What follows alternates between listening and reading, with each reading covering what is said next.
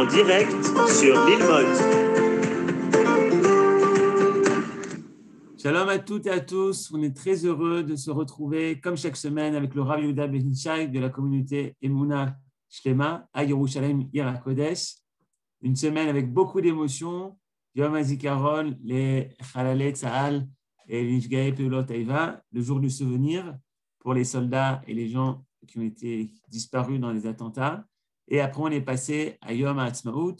D'ailleurs, vous avez pu être présent ou suivre la Tefila de Yom HaAtzmaut et bien évidemment, en fin du cours du Rabban Ishai, on écoutera 2-3 minutes de cette magnifique Tefila. On se retrouve pour le cours de Parashat Hashavua, Parashat Tazria Metzora, et on a deux dédicaces, la famille Galidouani et Marek, à l'Elou Nishmat Mordechai Ben Yosef Daya, et également de la part de Mélanie pour Audrey Messaoudi Rachel Bat Corinne Fortuné. Bechavod, Rabban Ishai, ouvrez votre micro, Bechavod. Shalom, shalom à tout le monde. Toda Rabba Aaron. Effectivement, on est en train de terminer une semaine, en fait, qui va se terminer avec ce Shabbat, puisque ce Shabbat, c'est Hebeya. C'est-à-dire que la date vraie de Yom HaAtzmaut, c'est ce Shabbat, et il est important de s'en rappeler, parce qu'il y a une Kedusha particulière qui va apparaître ce Shabbat avec le contenu de Yom HaAtzmaut.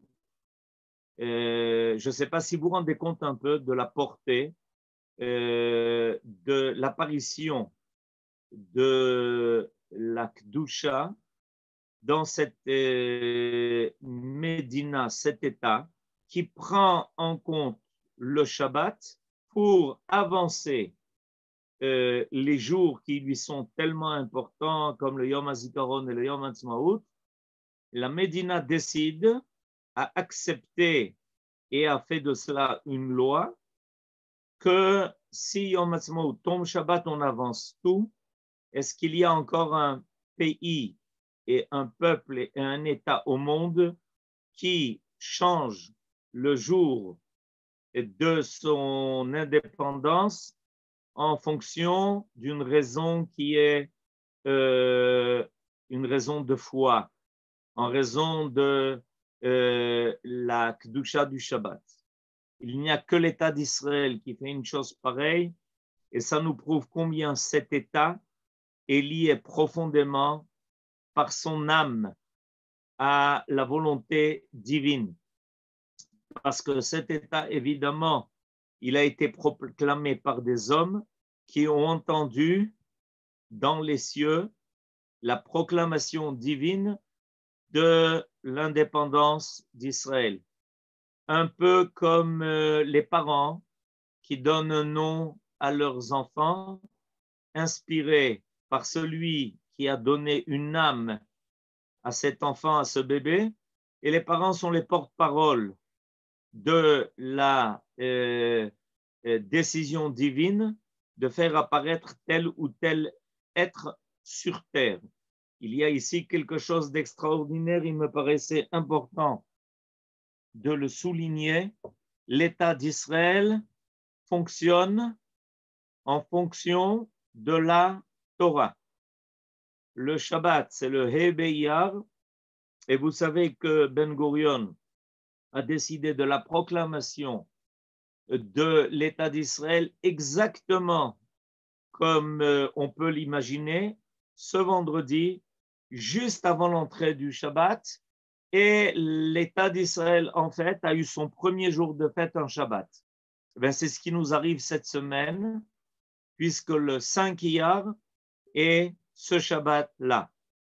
Nous devons en tenir compte. On est dans des parachiotes de purification.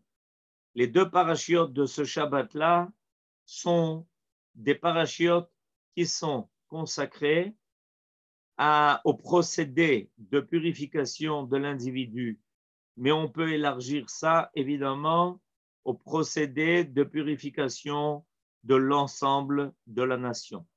notre nation se purifie de tout cet exil, se purifie de malheureusement tout ce qu'on a subi et vécu pendant tellement de temps, de toutes ces civilisations que nous avons connues, de tous ces empires qui ont voulu nous dominer.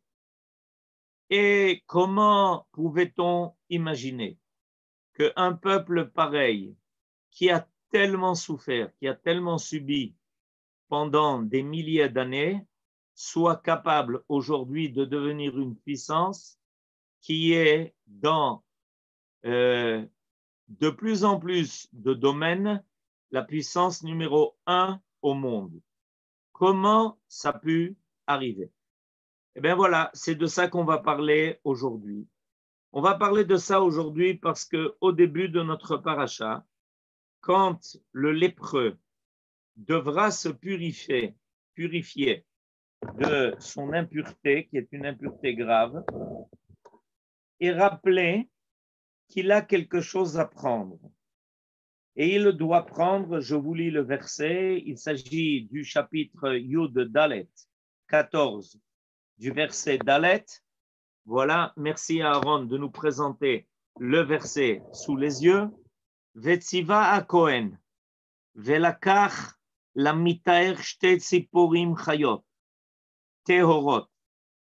Le Kohen ordonnera de prendre pour celui qui vient se purifier 2 oiseaux purs, c'est-à-dire de catégorie permise.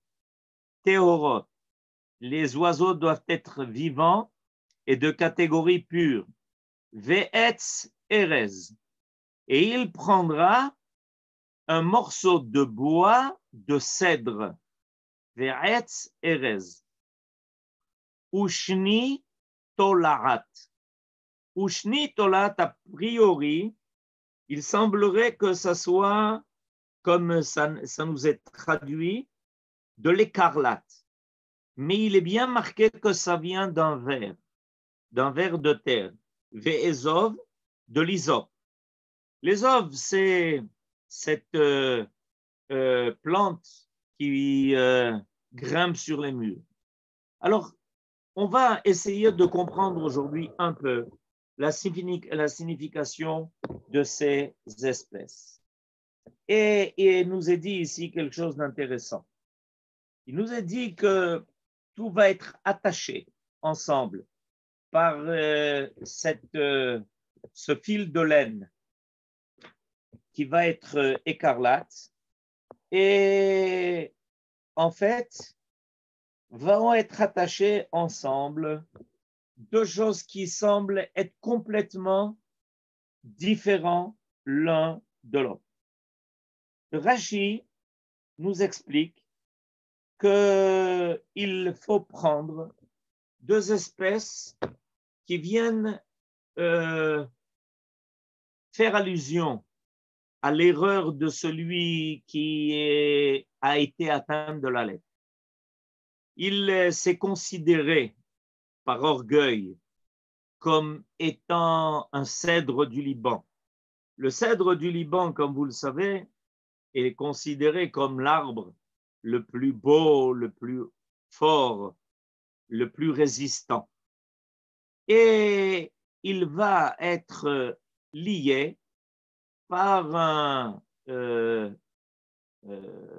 fil à quelque chose qui doit lui rappeler que si par orgueil et par grossièreté, il a malheureusement entraîné sa propre impureté, il devra s'abaisser et être comme un ver de terre et se considérer comme cette plante qui est une plante toute simple, qui a besoin de quelque chose pour s'y accrocher. Il y a ici donc une leçon d'humilité qui est donnée par les espèces que le tsaroua devra prendre. Voilà ce qui est enseigné par ces espèces-là. Malheureusement, quand quelqu'un est orgueilleux, quand quelqu'un est plein de vanité et qu'il est fier de lui-même, très souvent, ça l'amène aux plus graves erreurs. Ça l'amène à tomber bien bas.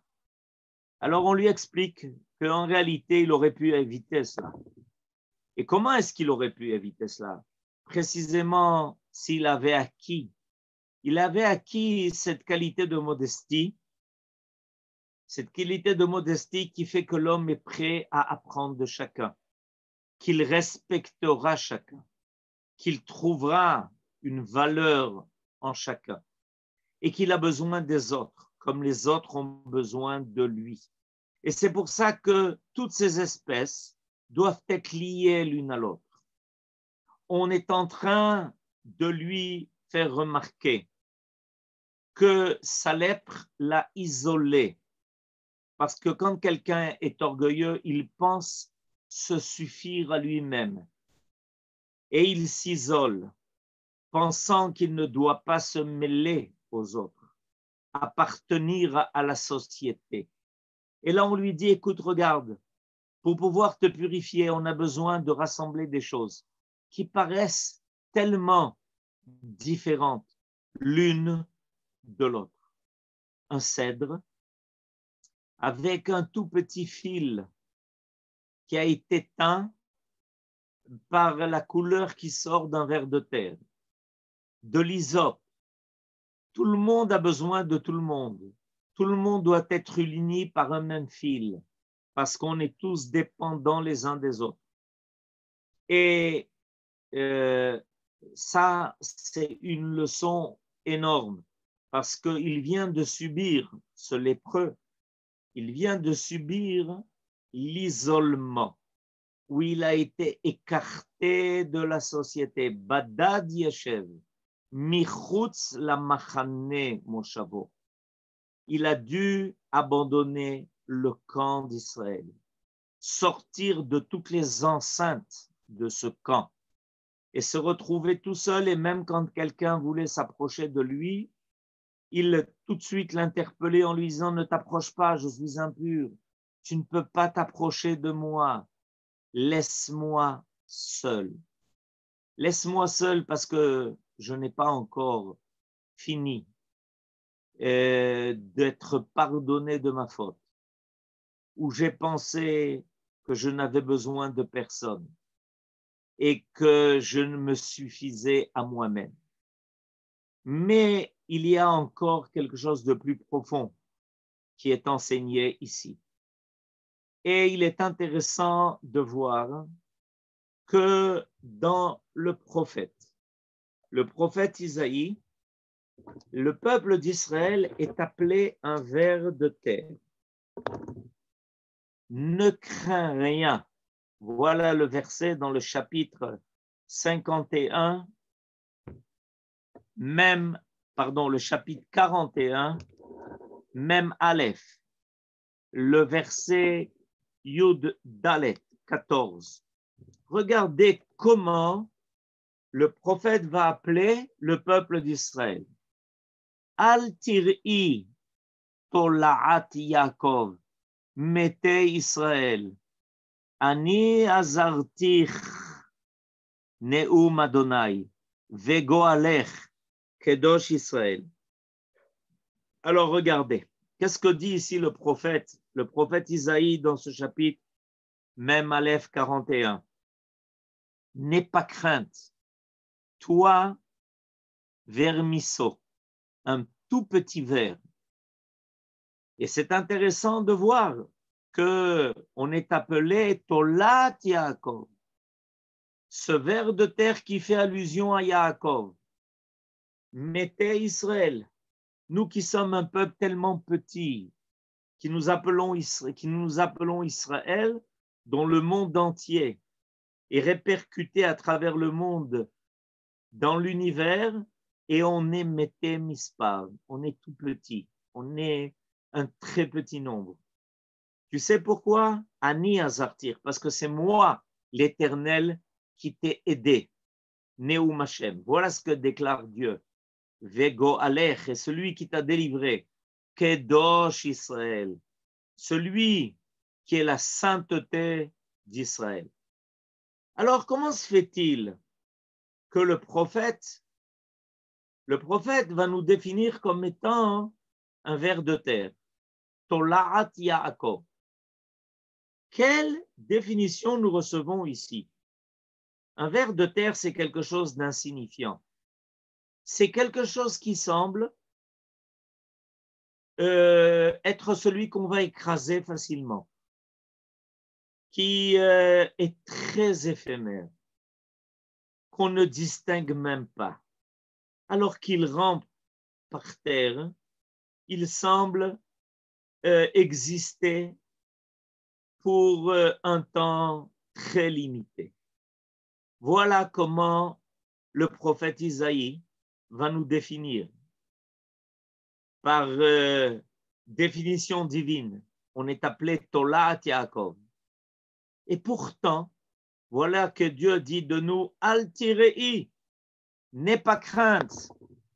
Je sais bien que c'est comme ça que l'on te considère.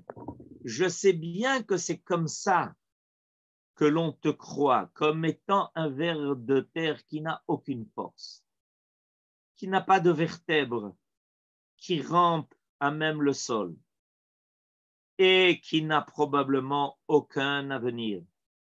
Tu sais pourquoi? Parce qu'en réalité, ce n'est pas par ta propre force que tu existes, mais c'est parce que moi, je viens à ton aide. C'est moi qui m'occupe de ton avenir et de ton destin. Voilà ce que Dieu déclare dans ce verset. Et quand on y réfléchit, on tout d'un coup comprend peut-être beaucoup plus ce qui est dit au début de notre paracha, où précisément pour purifier ce lépreux, nous, le peuple d'Israël, qui avons été considérés longtemps comme les reniés du monde entier, ceux que l'on mettait en dehors du camp des nations, ce lépreux dont on ne veut pas s'approcher, dont tout le monde s'écarte. Et voilà qu'au moment de sa purification, on lui demande de prendre deux éléments qui semblent exactement le contraire l'un de l'autre. D'une part, Etz Erez, c'est-à-dire le cèdre, cet arbre fort, beau, puissant, Etz Erez. Mais d'autre part, Shni Tolaat. Voilà que va être-t-il lié à quelque chose qui rappelle un ver de terre. Et nos sages vont dire quelque chose d'extraordinaire à propos de cela. Qu'est-ce qui va être dit à propos de cela? Alors, dans un midrash, sur la parashat Beshalach, le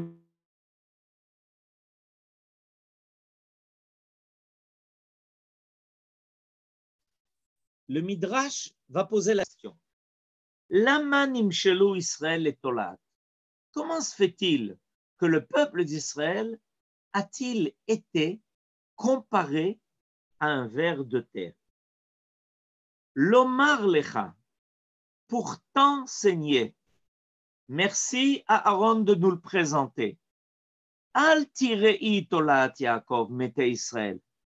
Ma tolat zo ena maka et ha'erez ela bape. Kach en laem le Israël et la tfila.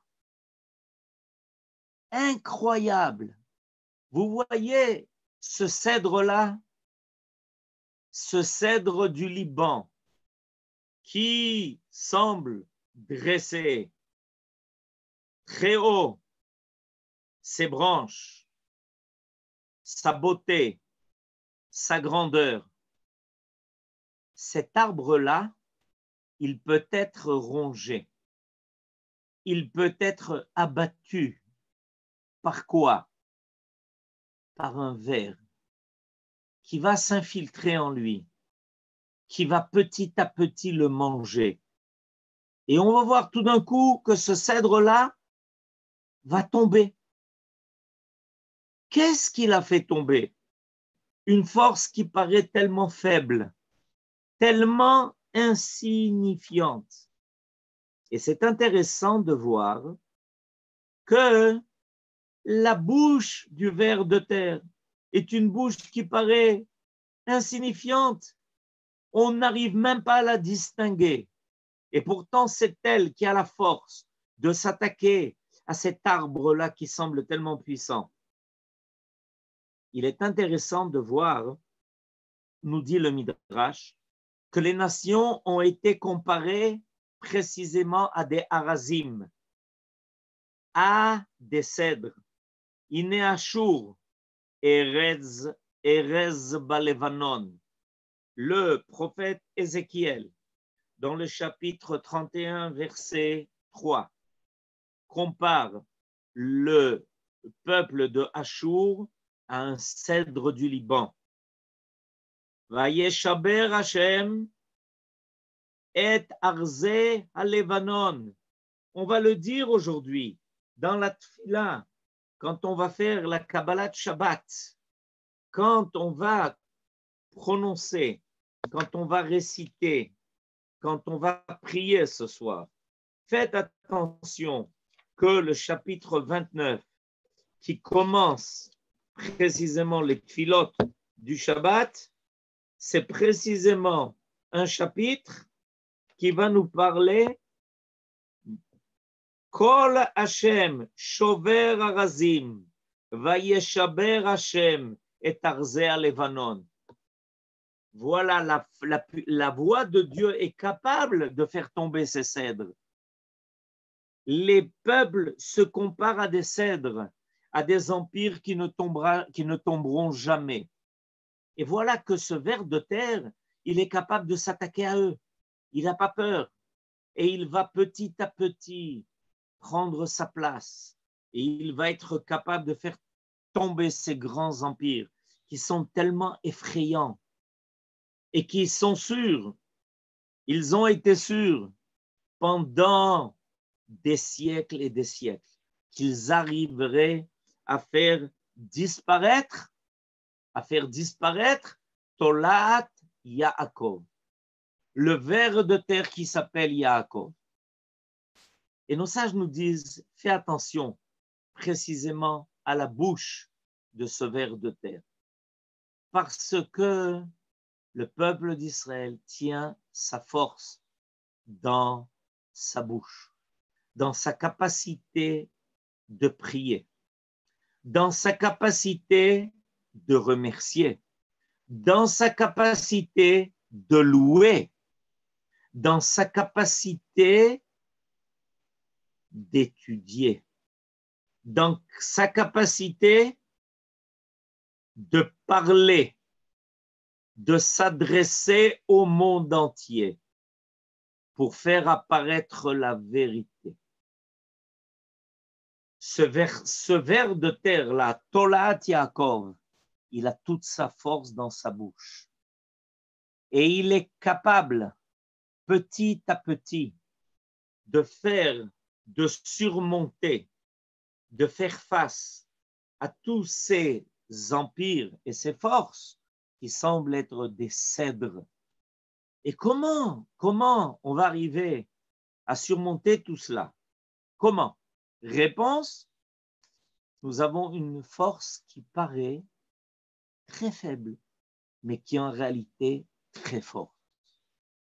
Notre capacité de entendre la voix divine, les Aseret Adibrot, notre capacité de parler, notre capacité de dire des choses qui sont tellement vraies qu'elles rentrent profondément dans l'âme de l'homme. Mais le Midrash, qui est cette fois-ci dans le Zohar HaKadosh, attribue une qualité de plus. Et cette fois-ci, il va parler de ce verre-là, qui est le verre à soie. Ce verre à soie, Tolaat Meshi, ça se dit en hébreu, c'est un verre qui va petit à petit faire sortir de sa bouche des fils. Ces fils-là vont être très appréciés. Ils vont être ceux qui vont tramer la soie, dont on va faire les vêtements les plus beaux, les plus soyeux, dit-on. Et incroyable, on cultive ces vers-là pour précisément obtenir cette matière-là. Comment ce verre-là, qui se nourrit de feuilles, finit par donner à l'homme les plus beaux vêtements, ceux qui ont toujours été cherchés et recherchés. Par qui? Par tous ceux qui voulaient porter les plus beaux habits, les plus beaux vêtements, par ceux qui voulaient des habits royaux. Voilà que ce verre-là, il a un double rôle. Et on est Tolat Yaakov, comme je l'ai souligné tout à l'heure. Le ver de terre qui va être capable de s'attaquer à ceux qui paraissent les plus forts, les plus puissants, pour finalement les faire tomber. Mais on va être aussi ce ver de soie qui petit à petit est en train de permettre de faire apparaître dans le monde des valeurs qui vont tisser une nouvelle civilisation, une nouvelle catégorie de pensée, une nouvelle philosophie de vie. Ces vêtements-là, on va les préparer pour celui qui veut faire apparaître sa majesté sur terre. Bayom Ahu, Yashem Echad Ushmo Echad, Ve'aita Lashem Amelucha. Les rois, à travers les âges, les époques, les civilisations, ont voulu se vêtir des plus beaux habits pour précisément manifester leur majesté. Mais leur royaume a été éphémère et malheureusement très souvent il a été pour dominer, pour rendre les autres esclaves. Au lieu d'apporter aux hommes leur liberté, leur noblesse, ils se sont servis de leur propre noblesse pour asservir les autres. Et nous avons comme intention de préparer des vêtements royaux à la présence de Dieu sur terre. Et c'est ce que nous allons dire aussi dans ce Shabbat, lorsque nous allons faire la tfila de Kabbalat Shabbat, et après avoir dit Mizmor Shir Leyom Shabbat, on va rajouter un chapitre de plus. Hashem Malach Geut Lavesh Lavesh Adonai Oz Itazar Av Tikon Tevel Bal Timot. Dans ce chapitre-là, qui est le chapitre 93 de Teilim, que nous rajoutons à Mizmor Shir Leyom Shabbat, on parle des vêtements que Dieu sa présence, comme s'il va se vêtir de ses vêtements pour manifester sa présence sur terre et assurer le monde dans une assise qui soit cette fois-ci stable, définitive, parce que le monde ne va pas être conduit seulement par des hommes. Quand le monde est conduit seulement par des hommes, il y a malheureusement de temps en temps un sentiment que ce monde tremble, qu'il n'est peut-être pas définitif. Il y a un sentiment d'incertitude. Or, regardez précisément dans ce chapitre de Teilim, on parle de Tevel Baltimot, le monde cosmos ne sera plus tremblant, il ne tombera plus. Nachon kisacha me'az, me'olam atata, ton trône sera assuré. Parce que en réalité, c'est toi qui présideras à son avenir. Et il y a des forces qui ont essayé de s'opposer à cela. Mais on termine ce chapitre en disant Edotecha neemnu meod, levetecha navakodesh, Adonai leorech yamin.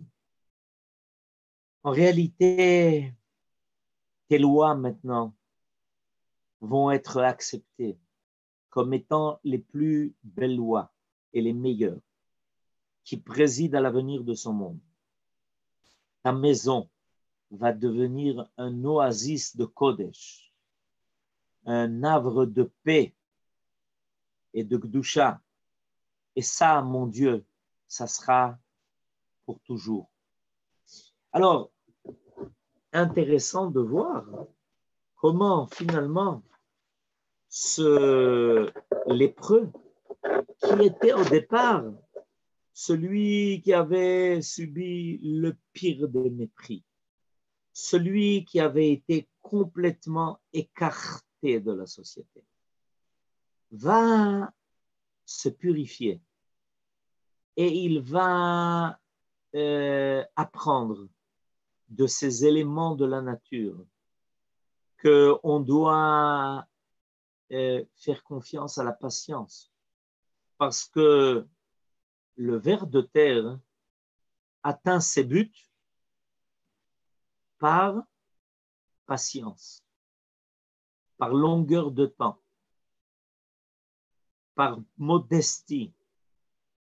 Celui qui est modeste sait attendre. Celui qui est modeste sait patienter, mettre petit à petit ce qui doit être présent en place. Il a la force au départ de s'attaquer à des forces qui paraissent invincibles. Et le ver de soie, lui, a la patience, petit à petit, de distiller de sa bouche ces fils tellement fins qui paraissent aussi tellement fragiles.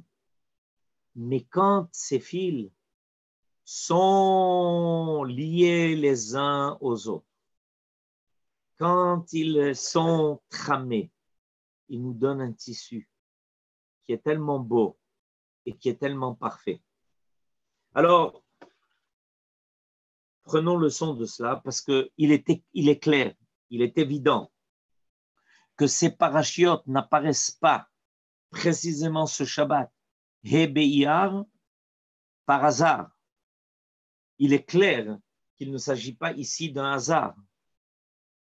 Le peuple d'Israël sort de son isolement. Le peuple d'Israël, rejeté par les nations, revient sur la scène de l'histoire. On a eu la patience de nous conduire comme des éléments insignifiants comparés à des vers qui semblait ramper très bas sur terre. On a eu la patience d'attendre que toutes les vagues de l'histoire passent sur nous. Mais voilà que tout d'un coup, l'histoire fait apparaître cette force du ver de terre, Tolat Yaakov, qui réapparaît avec tellement de force dans l'histoire du monde et qui est en train de réaliser des réalisations que personne n'aurait imaginées, auxquelles personne n'aurait pu penser. Et voilà que tout d'un coup, ce ver est en train de préparer des vêtements royaux au roi de tous les rois, au roi d'Israël, mais aussi au roi du monde.